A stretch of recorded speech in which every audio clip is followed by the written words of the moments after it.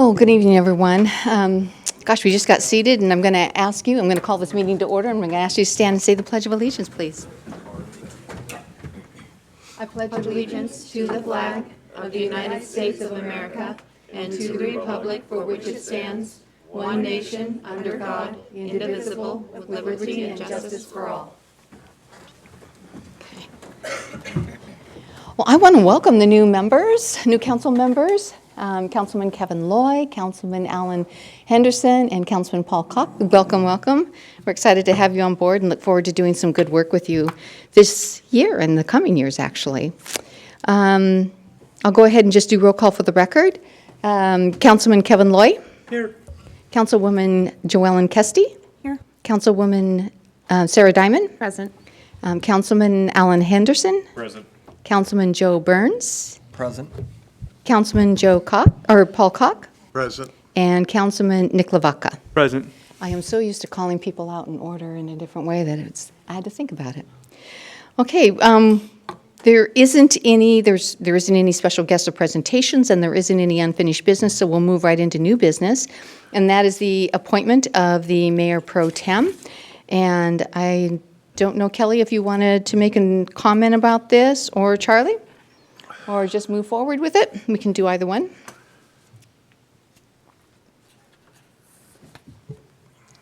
Yeah, there's a bit of a staff report in here. The process for this is called out in the Council Governance Manual.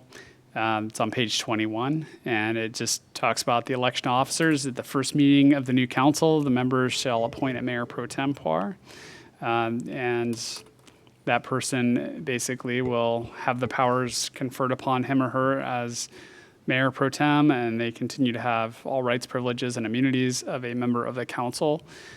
Basically, the mayor pro tempore serves in a limited role as the mayor during the absence of the mayor. So this is a opportunity for somebody to step into that role. Okay. Well, I think I'll just start right away by calling for nominations. Madam Mayor, Yes? I'd like to nominate Councilmember Paul Koch. Okay. Madam Mayor, Yes? I would like to nominate Sarah Diamond, Councilmember Diamond. Okay.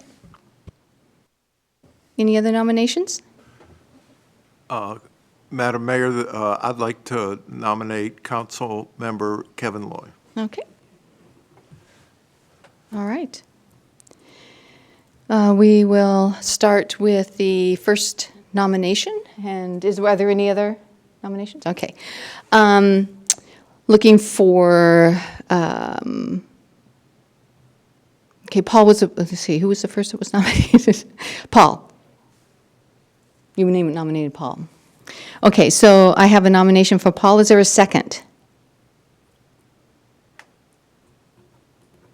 Okay, hearing no second, we will move on. And that nomination is for Sarah Diamond, Councilman Sarah Diamond. Do I hear a second? I'll second that. Okay. So we have a motion by Nick Lavaca, seconded by Councilwoman Kesty, to nominate Sarah Diamond as the Mayor Pro Tem. I will call out one by one so that I know how many votes I have here. So Councilman Kevin Loy, are you for? Or is it a yes or no? What was the question? Sarah Diamond, Councilman Sarah Diamond is Mayor Pro Tem. I'm a yes. Okay. And Ms. Kesty, I know you are a yes. Sarah, do you want to vote for yourself? I will accept it. Okay. And, Yes. okay. And Councilman Koch? I'll say yes as well. Okay. And Councilman Burns? Yes. All right. And Councilman Nick Lavaca? Yes. All right. So it looks like we have a Mayor Pro Tem. Congratulations. Moving on to the appointment of the council members to city council committees. And with this one, same thing, that there is a process. I want you all to know that I had put a lot of thought into this. I had actually put together a list, and then I thought a lot was shared regarding wanting to begin a process and finish a process. And so I thought perhaps what might be best is just to allow all of you to stay on the committees that you're on and allow you to continue doing the work that you want to do, finish the projects that you want to finish. And then for the newer, for those who are new, the new council members, I then plug them in where the former council members had been. So with that, I am looking for a motion, if possible. Charlie, did you want to speak to this? I'm sorry. I'm looking for a motion for the appointment to the council committees. Madam Mayor, was there clarity on which committee that they would be on? I know that which committees I was on last year, but is there even for the new members, like which committees that they would be on? I didn't see that in the most current That packet. should have been in the packet, wasn't it? It should have been in the packet. Was Who's it- on what? There was a lot of packets that came through. I know that we've had discussions on that, but I pulled the latest one even, and it wasn't in that one. So I don't know, was there another one that was sent out, Kelly? It is currently in the packet. No, I just downloaded the packet a few minutes ago. Let me refresh. It's on page 21 of the packet. Oh, no, that's, it is in the packet. Would you like me to read the list? Please. Kelly, just a note, you might be working from a packet that's not included online or that the council has. So maybe we can make a revision to get that online as well. It should be in there. Packet I have has 45 pages, and page 21 is about the budgeting. Thank you.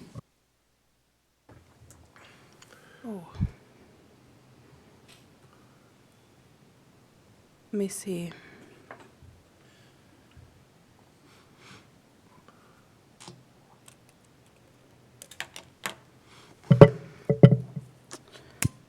Maybe I've misspoke.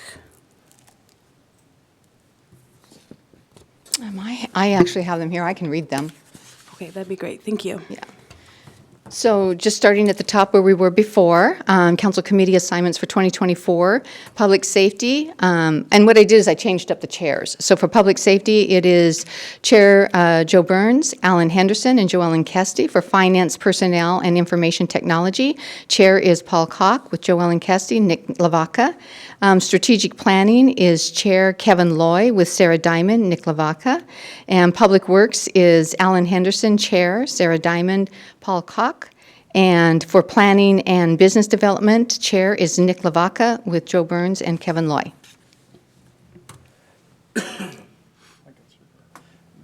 Mayor, rather than writing this down, you'll probably provide a copy of that. I absolutely can. You're amazing. Thank you. Yeah. So looking for a motion? May I just have a discussion? I would just like to say that I know it's at your will that you get to choose, but having to stay on the same committees and expressing the year prior of wishing to be on other committees, I'm just disappointed that I'm staying on the same committee again with expressing several times in several years where I'm at. But Okay. That's a little confusing to me because I know that you did speak to continuation of people staying on committees and being able to complete projects. moving forward, however, we used to get asked in the years past, where would you like to be, where could you do? And I keep expressing the different places I would like to be, but I don't get moved to those. So I'm just sharing that. I'm not happy about it, but it is your will, so I will respect that. All right, thank you. Is there a motion? Madam Mayor, I'll make a motion to approve the appointments to council committees as read. Thank you. Is there a second? I second, Paul. So, clarification. So this moving forward is now a 2-year. We went from a 1-year, so all of us then are on a 3-year for one Well, committee. you'll be on for the next 2 years. Correct. So we were on for 1 year, so we're now on 3 years. Some of you will be, the others won't be. Okay, I guess that wasn't, the intention was that everybody was going to be starting fresh. But if, again, that would be your will. Okay, all those in favor signify by saying aye. Aye. Aye. Aye. And opposed, same sign? Aye. Okay, so all in favor with a opposed by Councilwoman Kesty. All right, Moving on then to the last item of the night, which is actually, well, it's not the last item of the night. Something that I want to make you aware of is that we do have an executive session after we get through the budgeting introduction. And also just a reminder that we'll have a closed session after the meeting is adjourned. And I know, Councilwoman Kesty, that you will be recusing yourself from that. Okay, all right. So moving on then to the municipal budgeting introduction, and Charlie, are you going to start this? Yes, I'll be starting this. There we go. Okay. All right, Council, we've been asked to provide a municipal budgeting overview for you this evening. This came up during the fall. People thought it would be a helpful thing to receive. So the past several years, I've been presenting at the Association of Washington Cities Budget Workshop that happens every summer for cities across the state. And we grabbed their slides with their permission, and we've pared them down to something we think is more digestible, since that is a 2-day session, and we just have a little bit of time tonight. So I'm going to give you a high-level flyby, and then I'm going to turn it over to Kelly. She's going to go into more detail on our specifics. So these slides are adapted from AWC's presentation. Budgeting is really a team sport. If you want to go with a sports analogy, it's like our community members are the owners, but you don't necessarily want everybody trying to call plays on the field. But they do make organizational changes. I mean, they say they own the team. You as a council are the board, and the questions that you can help provide to the budget process are: what are your mission and vision? The city does have an adopted mission and vision. What are the right strategies for the city? What should we be pursuing? How do you know we're making progress in those areas? We work through that with you. And then how much should progress cost? So, what can we really afford to do? And is that the right amount or not? Just a quick note on the roles of budget makers, or all these different stakeholder groups that get involved in the budget process. Definitely the public is often a piece of this, where there are state requirements, but there's a lot more opportunity to engage the public. So it's something to think about. Obviously, you as the council are the ultimate approvers of the budget. The administration, we get involved in kind of putting all the pieces together with a large lift from the finance department, and all of our departments are involved in the budget process as well. When you think of budget reporting, there's different levels of information provided to different groups. So if you're a community member, a business, or kind of an investor, you're going to get a minimal amount, a lot less information typically than somebody who's a manager or supervisor in a division. And so there's kind of a pyramid of information flow with more detail towards the bottom, and it pretty much comes up from within the organization. That said, managers and supervisors are very knowledgeable about what they do, not necessarily knowledgeable about every division and area of the city, although we do work on that. So you may be saying, why do we have budgets? They're required by law, but they're also helpful for accountability and planning and management. So a little bit on accountability. For taxpayers wondering how we spend their money, what we're getting done with the money that they pay in taxes. They're helpful for performance evaluation, looking at performance measures and whether or not we're hitting the mark, whether or not we're connecting the dots. And then auditing as well. There's a performance management auditing program through the state auditor's office. Actually, we've done work with them before. It's funded by a state initiative. And there's a lot of good information out there. If you ever look up performance auditing with the state auditor's office, you'll encounter some of that. The National Advisory Council on State and Local Budgeting defines the process this way. The mission of the budgeting process is big part of it emphasized is to promote stakeholder participation.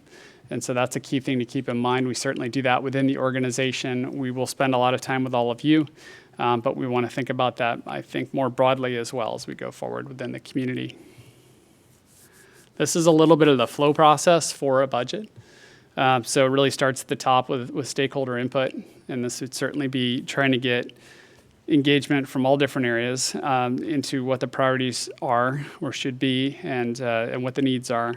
Refining or reviewing the mission vision, working on goal setting, which we've got slated for you next month. Then that gives staff direction to start going and building the budget. in addition to our financial policies, which also give us direction. And then we look at what the budget impacts are of all of these things. Ultimately, we go through the process with you to adopt a budget, and then we get into the monitoring and adjustment process. And part of the adjustment process is the budget amendments that you'll see come throughout the year. Because a budget is a plan, but it's never going to be 100% on with what happens during that year. So budget definition, it's an economic plan. Really focuses our financial and human resources and really works on specific goals and objectives that you all set for us. And ours is biennial, so it's not an annual budget, it's a biennial budget, but the way it's set up, it's basically 2 annual budgets. So you'll see that come through, but we do them together. So this upcoming year, 2024, we'll be putting together the 25-26 biennial budget. So both budgets will be done before the year's out. Just a whole lot of things that influence the budget. So when you think of our directors, and this one is somewhat a diagram of a lot of Mark's life, I would say. A lot of these things relate to public works. But there are a ton of different plans that influence the budget, and we, as staff, have to think about all of these things, look at the goals and objectives. Most of these are council adopted, but we have to look at the goals and objectives and parts of those plans that would slot into a budget in a particular time frame, and that's all a part of building the budget process and building the budget out that gets presented to you, ultimately. And these things change as well. As you know, we're doing our comp plan this upcoming year also. So also additional influences on the budget, fund balances. You're going to hear a lot about funds from Kelly tonight. Reserve balances, you'll hear a little bit about reserves, I'm sure, as well. You got to think about contingency planning, what if scenarios. We've got the operating budget to balance. The general fund is almost always the hardest part of the operating budget to balance.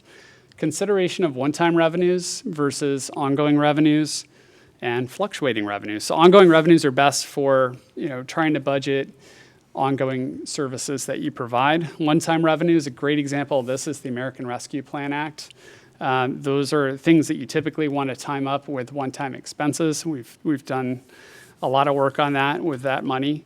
And then fluctuating revenues are ones that really get debated frequently. One of these is construction sales tax. So we get a certain amount of sales tax off construction activity in the community. And there's a debate in every community, really, on how much of that should be used towards the operating budget. And if you can afford not to use it towards the operating budget, that's a good move. It's better for capital if you can segregate it out, but that's very hard to do. So that's what we mean by fluctuating revenues. Fees and charges, are they at the right level or not? You'll see those come before you each year as well. And then debt level and capacity, we have debt limits, and Kelly can talk about those in more detail, but we can only borrow so much money. So there are things to consider there. On the flip side, there are also things to consider with what's called intergenerational equity and kind of who should be paying for improvements that are going to maybe last a very long time. So a lot of considerations in this. So fund structure. Funds are really what make up the city's budget. You're going to hear a lot about different ones, whether it's wastewater, that's a fund, whether it's the general fund, which has a lot of different things. They all have, within categories, different rules and different ways of being set up. And they really help to set the budget focus for the city overall as you put them together. They are set to meet our financial objectives, and they will not all fund types require a budget appropriation. I'll talk about that a little bit. So budget appropriation is basically money that is in the budget to be spent, that's authorized to be spent. Some fund types are set up where they don't need budget support that way. They're kind of an ongoing situation with that fund. But these all help us in budget development. This is an example of the budget calendar. This was 2023, actually, for the 2024 budget for those cities on an annual budget. These are more an example of the statutory limits. For example, on the far right, you're required to adopt the budget by December 31st. In doing the budget workshop, I've heard some horror stories from cities that have literally had to meet on December 31st. I hope we never do that. We try to bring our budget to you earlier and have you typically adopt it in November. So if we're talking for us, a lot of this would be shifted to the left. but this gives you an idea of some of the things that go into developing the budget. And you've got copies of these in your packet, so I'm not going to go into detail on each step, but there's a lot that goes into it. So balancing the general fund, as I mentioned, this is the toughest issue. In our case, we have both chiefs sitting here. Police and fire make up a large chunk of the general fund. It's sort of public safety, and then everything else is the way I would describe our general fund life. But you can see some of the other things that are in there. The city hall staff, clerk's office, planning and building, parks receives money out of the general fund as well. Street support, and then there are, of course, ongoing capital needs and debt. And fluctuating revenues, I might add as well. So like the sales tax is a fluctuating revenue. So when you're looking at budgeting or balancing the budget, we ask ourselves these questions. We look at the council's goals. Are we meeting your goals and priorities? That's why we like to set those up front to make sure those are built into the budget. We've got to, and Kelly does a tremendous job of this, review wages and benefits, transfers that need to occur within the budget. We find out what our insurance costs are going to be, whether it's health insurance or liability insurance. If we're going through budget cuts, need to look at levels of service, determine what, and work with you oftentimes on what levels of service would be acceptable in certain areas, what are the priorities in our service delivery.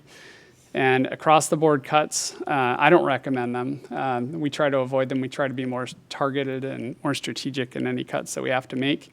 But some cities will use them, but they may not work. So that can be a difficult strategy to implement.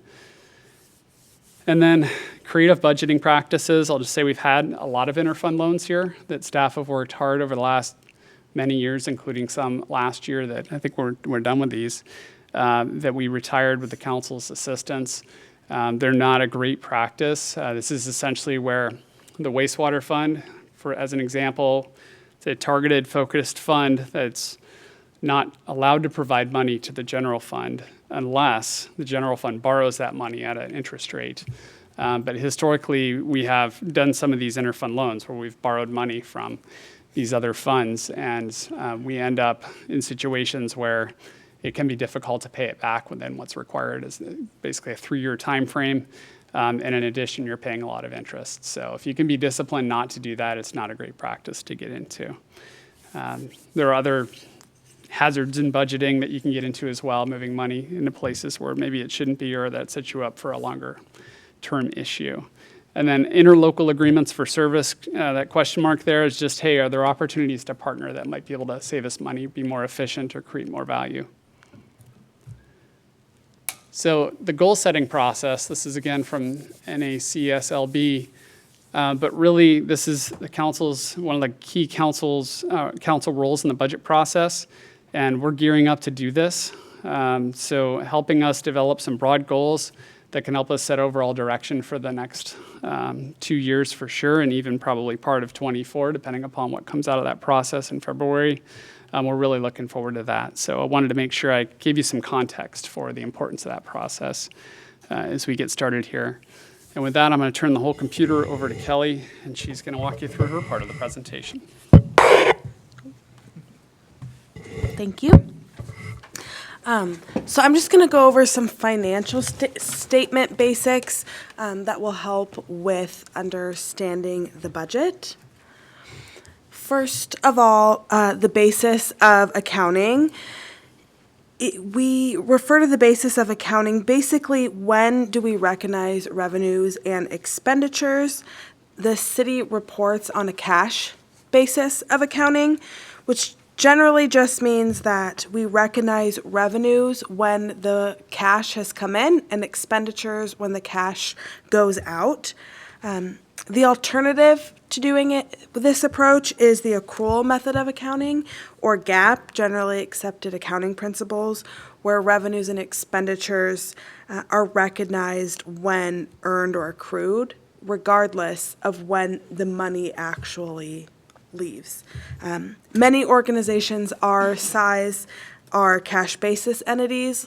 Larger entities like the City of Mount Vernon or Skagit County use the more complex accrual basis of accounting. So that's just kind of a jumping off point.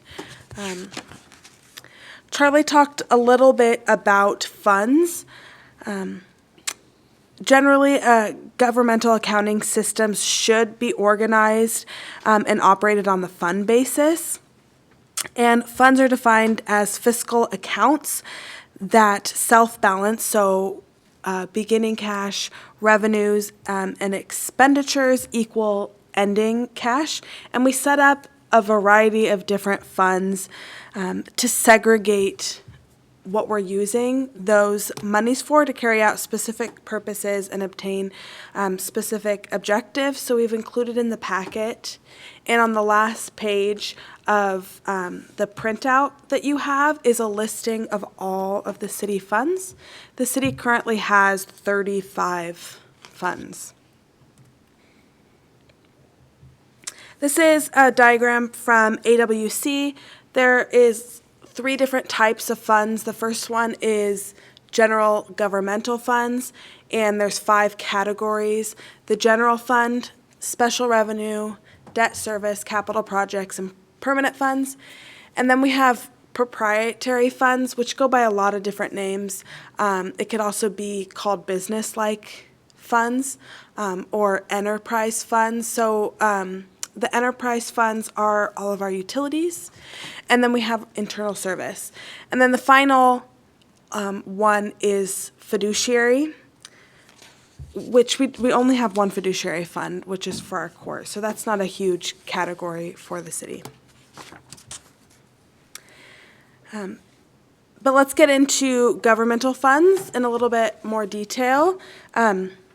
Please, if you have any questions or want more specifics about any of this, please let me know and I can go into that. Do you want to wait till the end, Kelly, or would you? You can ask now. I don't mind waiting till the end. Either way is fine. Okay. If we go back to the fund structure, 3 different types, what is the golf fund at the bottom? And that's on slide 20, the previous slide. This is just an example from AWC. So those aren't actually the funds that we have. Do you have one that shows the funds that we take in? Yep, it'll be That in in there, there? yeah. Okay. Some places, I know like this, the city of Bellingham, they actually own a golf course, so they would have a fund, a golf fund. So we have it on the spreadsheets in the next coming slides, but not like on a document like this that says fund type and then, okay, Right. thanks. And then on slide 16 for the establishing goals, we talk about like a broad goal establishment, and that was like our strategic planning session I think we had a few years ago. And we had Parks and Rec as a top item on that stuff, right? Is that kind of what you guys mean, like broad, just go strategic items going to be these top 3, and then you kind of feel how those work out? Yeah, we had, council had 3 top goals. We'll bring those back to you early in February. Just to have you take a look at them and let us know if you want to continue on with those, if you want to do something different. But we then built, a kind of an implementation plan around those. Been working our way through those, provide those quarterly updates on that. But the overall goals and the implementation plan help us prioritize what to put in the budget so that we can make sure that we support your goals. On like the Parks and Rec, which was the top one for that one, throughout the previous 2 years, as far as like, here's what the goals were, here's how we're moving forward with them. I know that the budget is so much, but it says that the council kind of has that a little bit of flexibility there or whatnot. One of those things was like the website or getting more interactive with the parks and things like that. That didn't happen over those 2 years. How do we monitor to say that's happening, or to steer back to course to say? Because I was encouraged about the website coming out, and then when it finally came out, it really didn't accomplish anything that we kind of talked about. It just kind of became like a little bit like the old. You don't see Parks and Rec, even though it was the top strategic goal, in the headers. You kind of dig into the reservations, but then it just brings you to a top overview picture of a general park that doesn't really bring you into the park or give you an interactive ability. I thought that's kind of what we were aiming for. So if we see like those top strategic goals, these broad goals, but they're not being met, how do we steer that course back to play? Yeah, I think we need to have more conversation about it. Yeah, I mean, certainly there was an intentional effort to try to highlight parks more in the website. If we didn't hit the mark with that, then it's an area we can continue to work through. and see what else we can augment it with. We're still working on a parks brochure. So part of the challenge here is the goals that we have are 23-24 goals. So we're about a year into those because of the wind up to get stuff into the budget and get staff positioned to work on things. So we're still partway through those. We're still working on the parks brochure. So we've got a bunch of goals around sports partnerships that have been hard to engage, but are still things that we intend to do if the council wants us to continue on that road. So since that's part of the budget process, and we're discussing the budget, how do we know how much that costs? Like, how much do we put onto this website as far as how much of our city spending do we put into it, thinking it was going to head a different or a certain direction, or the state of where we are with the pamphlets or any of that stuff? How do we know, like, well, we set this budget, we had this strategic goal, this was a top thing, and we've spent this much on this, and this is where we're at, guys? Is that going to be coming down the loop since we're only a year in or a year and a half? We can talk more about that on the Okay. website. I want to say we spent 10,000 or something like that on the update. On the brochure, it's going to be a lot less than that. It's looking like about 2,000. Printing will add to that, but it's pretty reasonably priced. Thank you for your patience, and thanks for answering the questions. So just talking about governmental funds, the first one is the general fund, and we'll go into further detail on the general fund, but this is our chief operating fund of the city. When you look at financial documents or budget documents presented, this fund will be coded as 001. Special revenue funds, these are funds that are restricted or committed to very specific purposes outside of debt service or capital projects.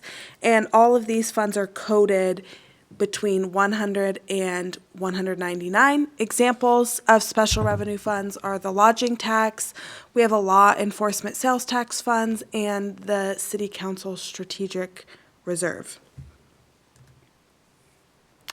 I'll just go through these ones briefly. The debt service funds, this is to pay off long-term debt, and they're coded to the 200s.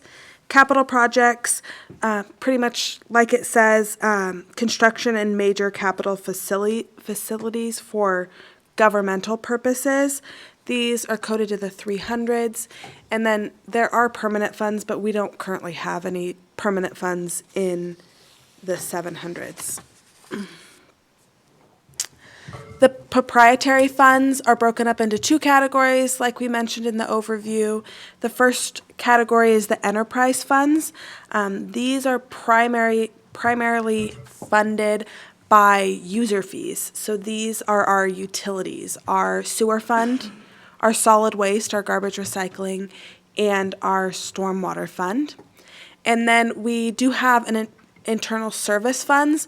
These are goods and services provided by a fund to other parts of our city. So we have an equipment replacement internal service fund, and we also have our public works facility in as an internal service fund as well. Final category is fiduciary. We only have a small fiduciary fund for our court fees that we hold on behalf of others for the court. So we won't get into too much detail on that. What we will get into more detail on is the general fund. The general fund is the city's largest fund and the most diverse. So this table shows a listing of all of the departments that are expensed in the general fund. So this is the 2024 proposed budget, although there'll be some adjustments next time we bring it in front of you. And these are all of the categories within the general fund. You can see that's a big, wide list. Legislative, that's the city council. Judicial is our municipal court. Executive is the city administrator and mayor. Most of the rest of these are pretty self-explanatory, but as Charlie pointed out, law enforcement and fire EMS make up the biggest portions of our general fund. together making up 76.5% of our general fund. Madam Mayor, if I may. On the legislative side, there's 52,472 on that, but with the 7 people in the legislative branch at $6,000 a year, it's more than what we take in. Is there additional costs like for getting away or possible extra sessions, things like that? Where does the other 10 come in? Yeah, so there's always additional items more than salary. So typically, included in the legislative is all our code publishing. So once the council approves an ordinance or resolution, we send that off to code publishing. They update our municipal code and store everything for us. So there's various items like that included there. There's also a small budget for training. All of our new council members went to the AWC training. That gets included in the legislative budget as well.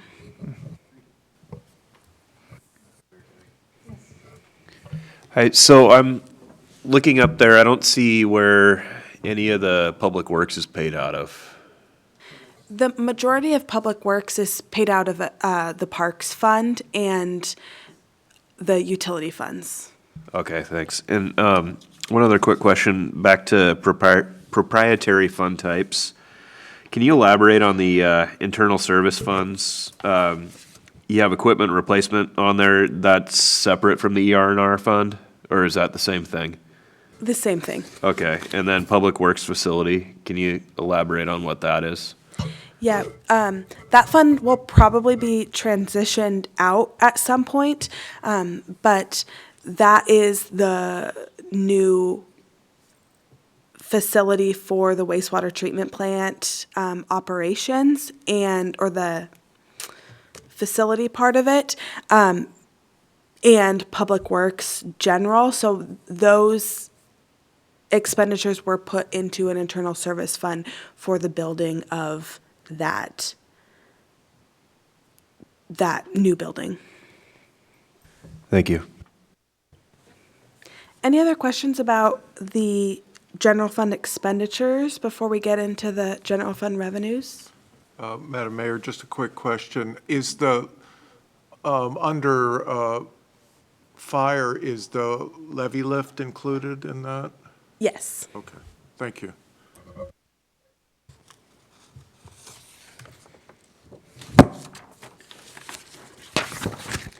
So how does the city pay for all of those expenditures in the general fund?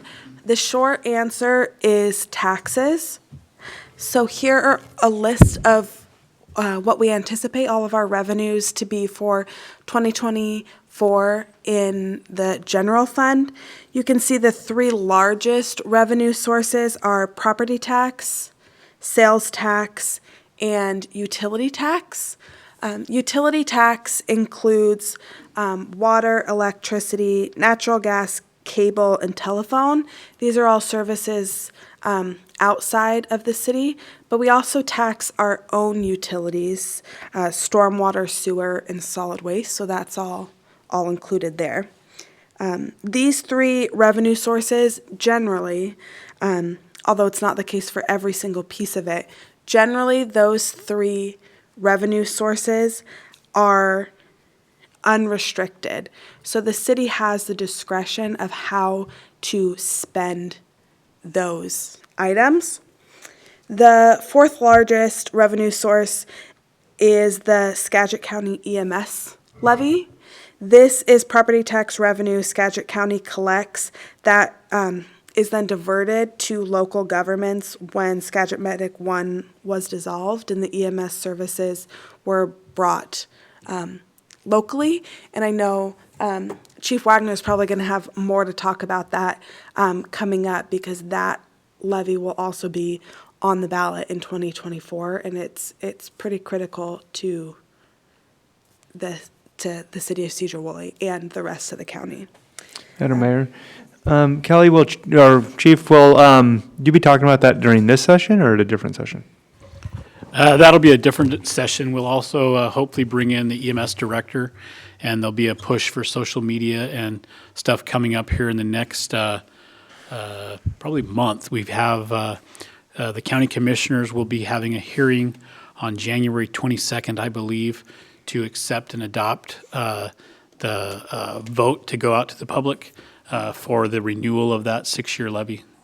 Okay, so it's a renewal for a levy that's already been passed, and then also it's still with the county, so it's actually the county that's advocating for it. It's not going to be on the city to petition our constituents to. No, it's an ongoing EMS levy that's provided the ALS EMS transport funds, as well as the training and ongoing services for all of our EMTs in the entire county. So it does the public outreach, the education, the CPR first aid classes, a lot of your CPRs for all the high school seniors in the county at every high school, as well as the ongoing updates that everybody has to have to keep their credentials as an EMS provider. Okay, thanks. But as you can see, that's a huge portion of our process here, because if you look at GEMT, that's $415,000 that we get from the Medicare, Medicaid services, the levy, the 1.3, and then the fire transport fees. So you're looking at 2.5 million just for those services if we continue that contract. And we rely pretty heavily on that EMS levy. It's a renewal, and it's a 6-year renewal, but every 6 years we got to come back, and the entire county, Yeah. No, it perked my ears because we just did a levy, but it's not, people aren't going to see an increase in their property tax because it's something that's already ongoing, is Right. what they're saying. Okay, so thank you for explaining that. So we're going to talk a little bit more about property tax and sales tax, but any other questions on general fund revenue while we're here?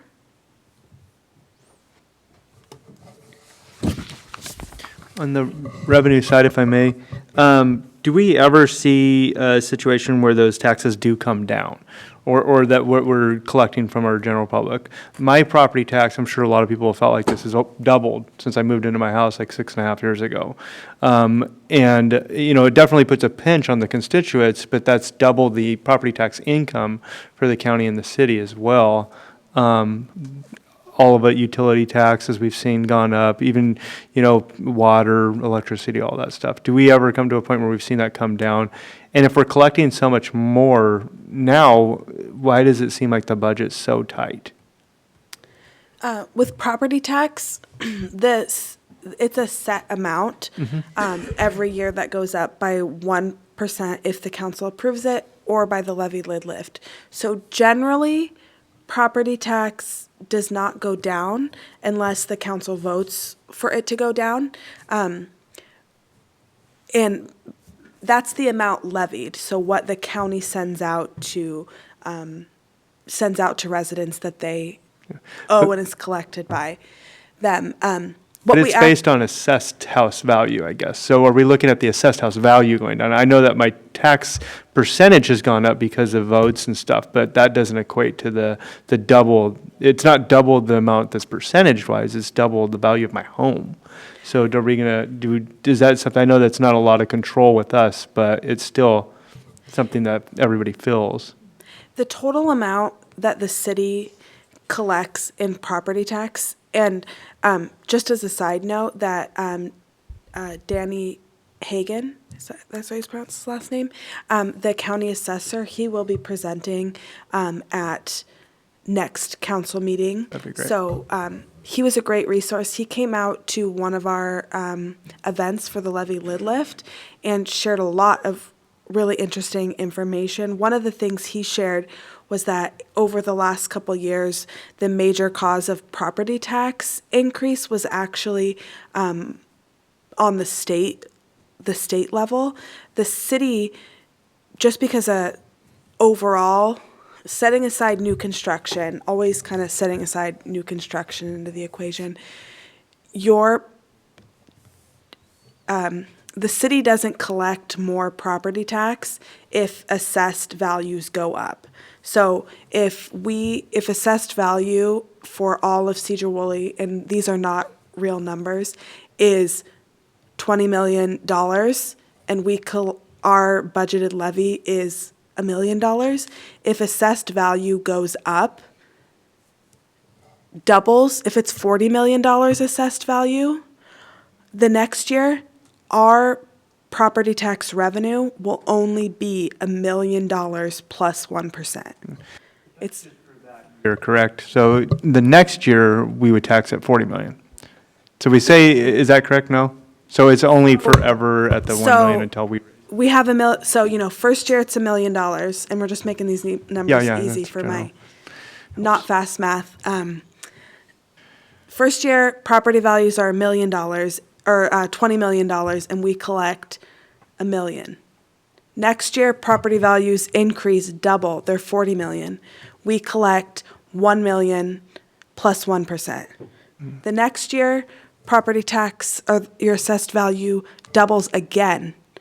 We collect $1 million plus 1% plus 1%. Wow. So, regardless of property values, other than new construction, so new construction is like a new little pool of property tax. So we do get a little boost with new construction, but when assessed values go up, our levy still goes up 1% unless we have a levy lid lift like we did. Well, thank you for explaining that. I look forward to hearing from Danny.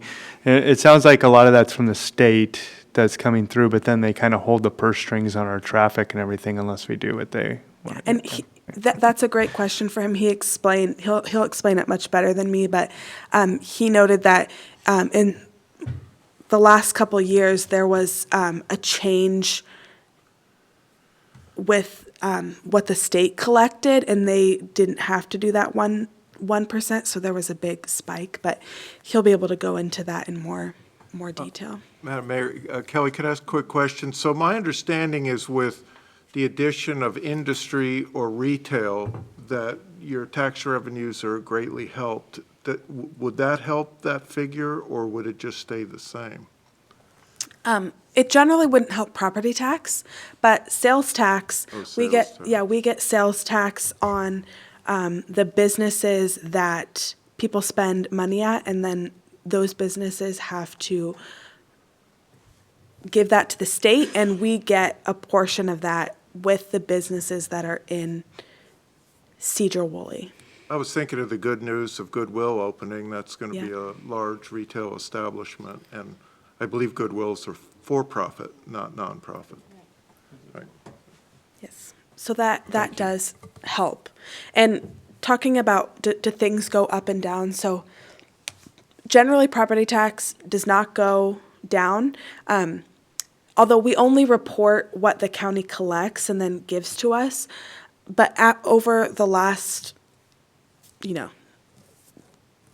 many decades, the city generally receives within 1% of what was levied. So it's either up or down. So we get almost exactly what we levy every single year. One thing that can go down is these other things that are more variable, sales tax being the big one that can vary a lot. Also kind of farther down on the list is investment in other earnings. So we've seen a big swing in that number. So if we're not getting good return on investments, interest on our investments, that number can go down quite significantly too. Most of the other ones are relatively stable and are a little bit smaller, so don't have quite as much impact. Anything else? We can come back to any slides if you have questions. So just taking a step back, not just specifically about the general fund, but property and sales tax in general, our property tax goes to several different areas. You can see the primary one goes to the general fund. We have a line in there called to be determined levy lid lift. I'll come back to that one in a second. We also use property tax to fund parks and facilities. Councilmember Henderson, that's where our parks and facilities is. It's in fund, or some of our public works is in Fund 101, the parks and facilities. We also fund the cemetery and the street fund with property tax, as well as the library, and have the library highlighted there in yellow. The library has its own levy rate, and we basically receive that levy amount for the library, and we pay the library's debt on its building, and do a couple of other things, and then we remit the remainder of it to the library at the end of the year. So that amount, we don't have discretion on the property tax that goes into that line item. The levy lid lift line item there is kind of just a placeholder. When we did the levy lid lift, we projected our expenditures out 10 years and wanted to make sure we had enough revenue from the levy lid lift to cover at a minimum 10 years. So we knew that we would get a little bit more money up front whenever our expenditures were lower, and in the later years, expenditures would be higher, but we'd get the same amount of revenue. So basically in the first 5 years of getting this new money from the levy lid lift, we'll put that extra money into kind of a savings account to ensure that we can sustain the program for a minimum of 10 years. So it'll help support the next 5 years. That's work we need to do. We need to set up all that fund and procedures. So we'll be bringing that to the council in the future. But that's what that line item is. It's putting money away to make sure we can fund that priority for 10 years. Any other questions about the property tax before I get into sales tax? I had just one. On the library, we're submitting funds to them. From my understanding, it's not our city funds. It's part of that levy funds. And so it's more of a county, it's just funneled through Sedro-Woolley, is that correct? We collect, the county collects all the property tax, but it gets distributed to the city. We pay the library's debt because I believe we own the land and the library. We own the library. So we pay the debt on the library, and some we have an interlocal agreement with them for certain maintenance on the library, and then we remit the rest of it to the library to run their operations. It's all included in the interlocal agreement. Thank you. Okay, sales tax. So like I mentioned before, sales tax is generally unrestricted. We allocate it to several funds. The general fund, we also get public safety sales tax, which we put in the general fund, and criminal justice sales tax goes in the general fund. We put a portion of our general sales tax into parks and facilities and streets. And then there's 3 other specific sales tax that are restricted. The affordable housing, the House Bill 1406, we created a separate fund for that. That money has to be spent on a specific purpose, as well as the housing and related services was put into Fund 117. We also have law enforcement sales tax, and we receive this money from the state, but we have an interlocal agreement with Skagit County that we remit all of that money to the county, and it's related to the jail, the Skagit County Jail. So in 114, basically all you'll see is money coming in and that exact same money going straight out to the county. Madam Mayor, Kelly, so sales tax at its various levels is set by the state, is that correct? Generally, yes, there's limits to sales tax in most jurisdictions, and I believe including ourselves. We are at the max that sales tax that we're allowed to, and then the state has a portion of it as well. I see. Okay, thank you.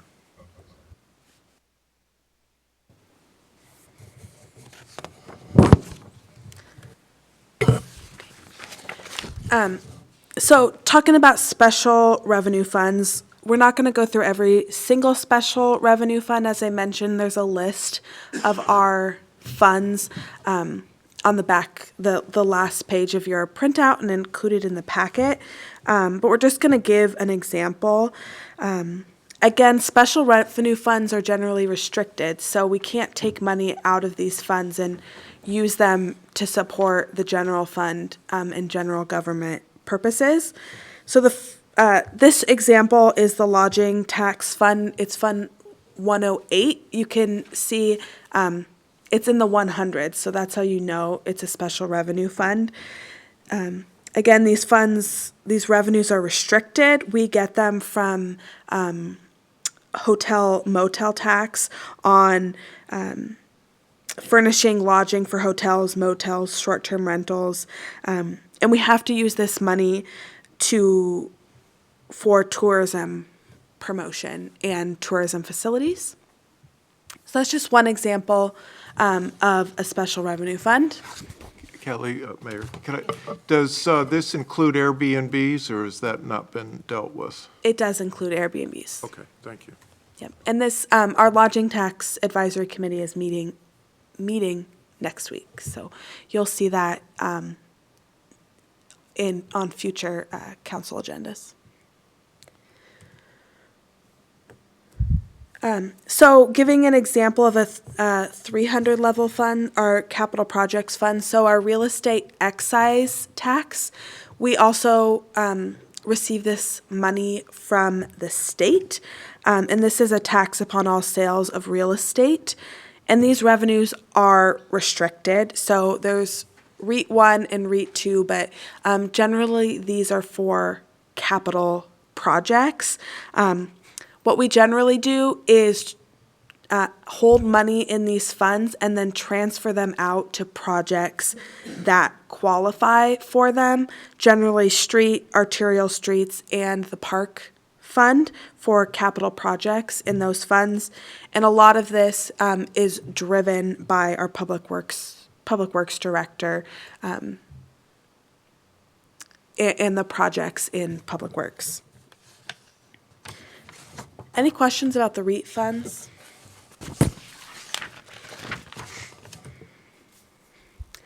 The next one is our utility funds. So we have 6 utility funds, basically sewer operations, sewer reserve, solid waste, which is our garbage and recycling, the operations, the reserve, stormwater operations, and then stormwater reserve. Generally, these funds are restricted, like Charlie had mentioned. The primary source of revenue are user fees, and utility funds are generally operated and financed similar to private businesses. Although the goal isn't to make money, but it's for rates to be set at a level that covers our costs, including our operations, maintenance, debt service, and capital asset replacement, expansion, and improvement. In every year, and including in October, November of 2023, we did a lot of work with this with the Public Works Director to set these rates. So the question is, can the city use utility revenue in the general fund or other funds? And the short answer is no, that those funds are restricted for the operations of the utility funds. However, there is an exception. We kind of already touched on some of these things. The city can levy a tax on its own utilities, and that tax can be used, is unrestricted. And we do that, levy a tax on our utilities and use that in the general fund. Madam Mayor, if I may. Kelly, on the utility fund, it's a pretty large account of ours. How do we protect our citizens from unnecessary spending? I know that I had a little bit of a back and forth with our attorney a year ago on the WAC code that was really aiming towards communities with 25,000 or plus, which is another area that she has. Our community is about 12,000, but they wanted to look at how can we procure organics in the homes better to reduce methane in the landfills. And some people might feel that's a noble cause, but for a community of 12,000, it wasn't financially sound, even though there's kind of probably a push for it from people that might think it's healthier. I just want to make sure that we are able to give direction, or if we can steer direction, to say we want to protect our citizens from unnecessary cost from that. And it seemed like it was a little bit difficult to get through. I think we managed to get through that, but how do we protect our, do you just do with the budget and then Charlie will help steer that course to make sure we don't get stuck in this over taxation on our citizens for things we really don't feel are necessary? Yeah, I can comment on that a little bit. So definitely, Kelly's involved in doing the budget and a lot of the financials, and Mark and our other managers in Public Works are involved in the management portion and trying to figure out if new state laws are passed, how we need to change or not change based on that. I think where council comes in is certainly the part of the legislative piece, where the legislature, proposes things every year, and at the state legislature, some of them are ideas that maybe are good for our community. Many of them are usually not great for cities, so there's a lot of defense played by the Association of Washington Cities, and that's just because it's a really complex state, and there are a lot of unintended consequences that come from laws that get proposed. But the council can certainly weigh in the legislative realm. I think that's a good area.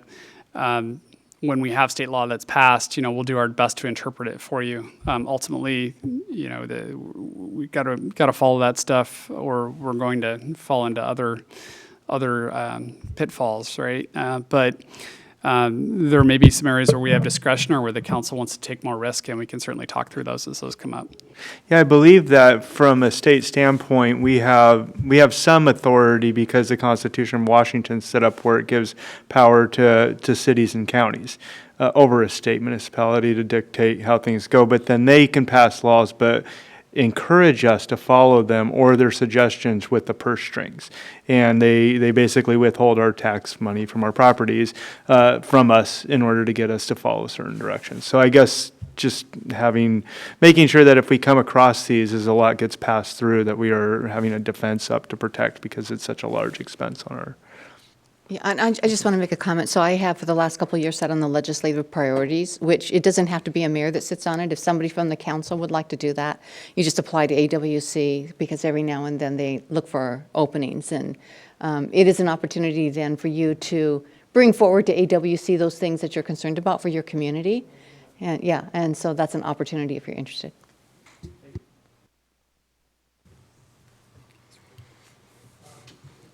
Any other questions about utilities? The equipment replacement fund, the ER&R fund, is also generally restricted. We do some maintenance and operations out of this fund. The new mechanic that we're looking to hire, the salary and benefits of that individual will be included in this fund as well. But the big piece of this fund is equipment replacement. And it's basically a separate fund established by the city for the purpose of making expenditures for large equipment, basically a savings account for all of the other funds. And it's primarily funded by the other funds making monthly contributions to ER&R. And then expenditures are restricted to the amount of revenues the fund or department has contributed. So if the solid waste fund has put in money and then is going to buy a new garbage truck, it has to have put in at least that amount of money before we can pull that money out. Kelly, if I may. Yeah. If I understand that correctly, so if we're buying like a police car, we're buying a fire truck, whatever, that money's got to be in the account for the ER&R before we pull that out to spend on that unit. And that's probably why the ER&R, I don't think I caught that last time we were talking about the ER&R fund, why it was important to fund that fund. Yes. So if it's not there, then they can't purchase the equipment. Right. So, I don't think I caught that. if you're going to buy a public safety vehicle, and generally we do have two different buckets for police and fire, but they're all coming from the general fund. So we segregate them, but they're kind of the same. But if you're going to buy a police vehicle and there isn't the funding from the police department in the fund, if you spend money out of there, you're spending another fund's money. You're spending the sewer fund's money. So that is not allowed.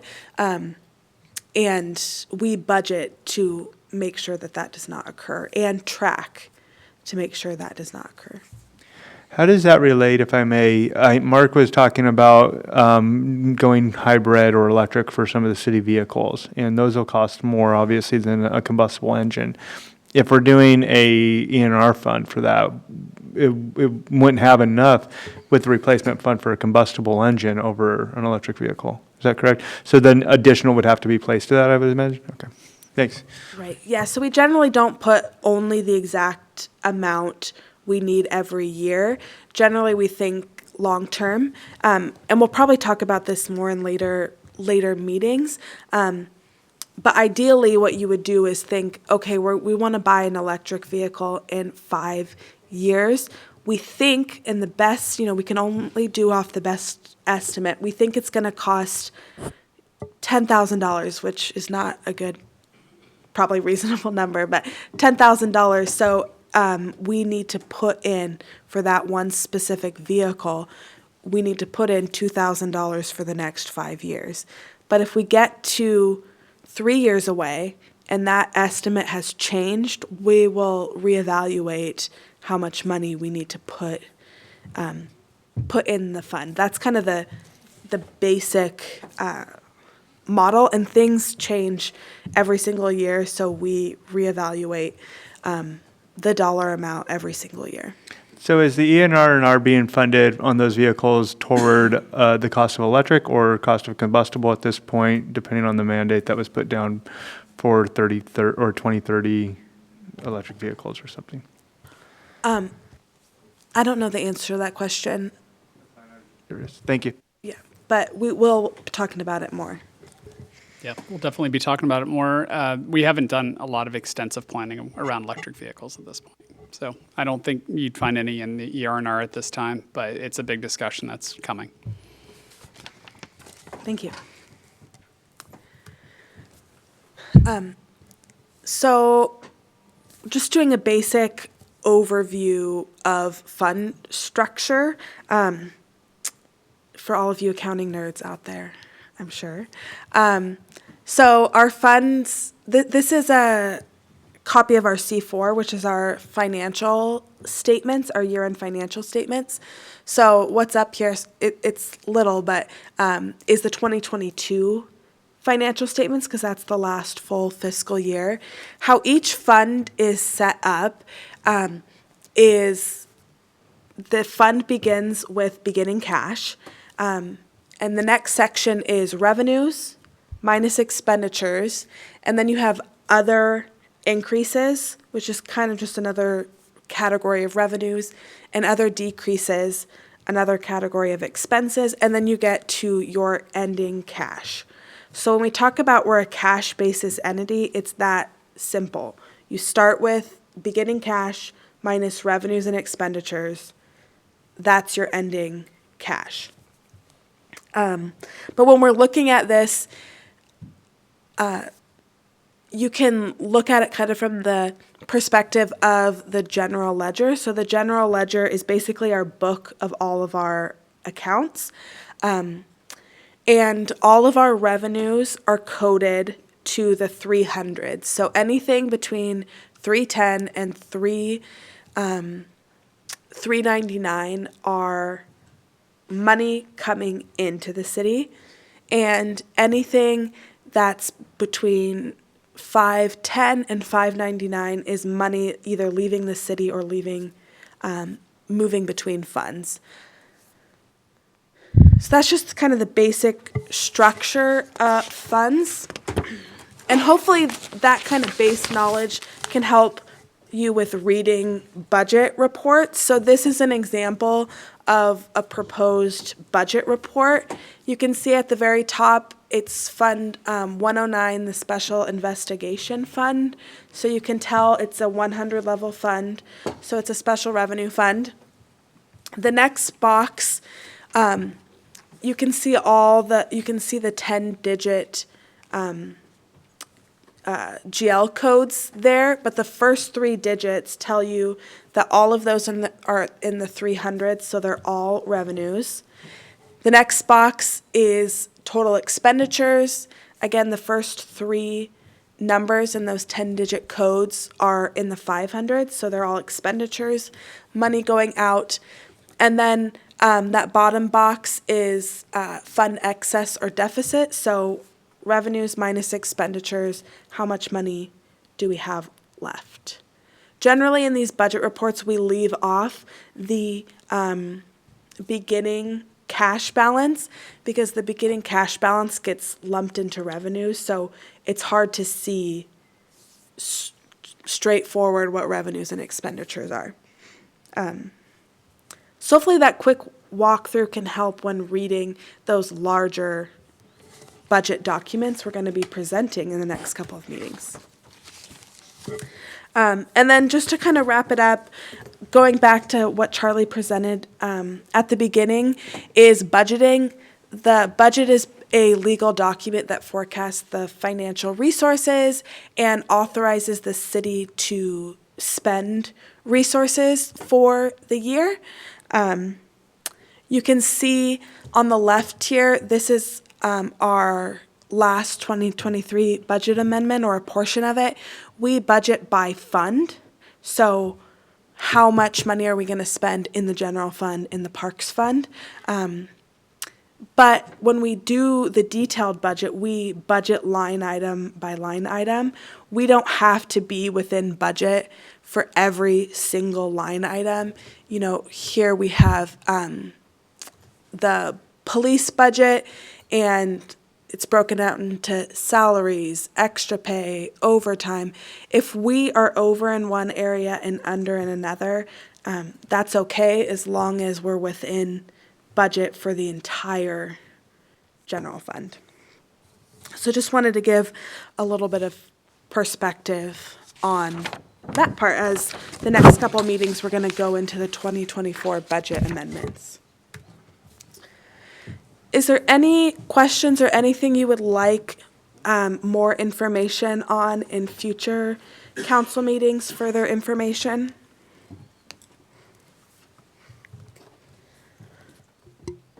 Go ahead. Madam Mayor. First of all, I thank you for letting us ask questions during. I think that's a lot easier to do, and it's very helpful. I was just wondering about on the budget format. When we come to bring it before the council, like, I really enjoy learning about the budget, and it's been a while since I've looked at journal entries or gone over ledgers, and it was pretty much in school, I guess, for the most part, so a few years ago. And so it's nice to see that, but a lot of those end up being just kind of those big, thick numbers. When we start going through the budget format, a lot of that's handled through the executive branch, correct? And then the items get itemized on through, and then the general or the bigger 10,000-foot view ends up becoming more of the council. That's correct. Yeah, and what we tried to do based on council feedback last year is present the budget numbers in several different formats. The big, high, super high level, like general fund expenditure budget is $12 million. And then show the more detailed information, which is what the staff generally work with. So we try and show it in multiple formats, or different users and different levels of. In the past, we had a savings account, pretty much. We had excess revenue that we would set aside. It doesn't appear that we're doing that necessarily in this budget, or we're tighter. We also had the strategic fund for the council, and we stopped funding that, and then that's shrunken down too. What are we looking, and it's more of like a future budget question, probably something we will see since this is how the budget works and not the thick of the budget. But maybe you could just quickly answer how are we looking with developing another emergency fund, rainy day fund, a strategic planning or strategic council fund, and getting some change chunked away as well as keeping with the budget, or is it appears to be pretty tight to be doing that? And then, did we have that in 2015, 2017? Like, I thought we did have rainy day funds. To my knowledge, the city has never had a designated rainy day fund, but we do keep enough reserve in the general fund to ensure that we can continue to operate even if revenues declined beyond our budgeted expectations. I guess for how long? That's kind of a vague, like a month or a year. It's kind of a rainy day fund, like. Emergency fund for your home would usually be 3 to 6 months, right? Right, So, right. yeah. And our goal, and I'd have to go back and look at all the financial policies, is 3 months. 3 months. Yeah. Okay. Thank you. Okay. Are there any other questions or comments for Kelly?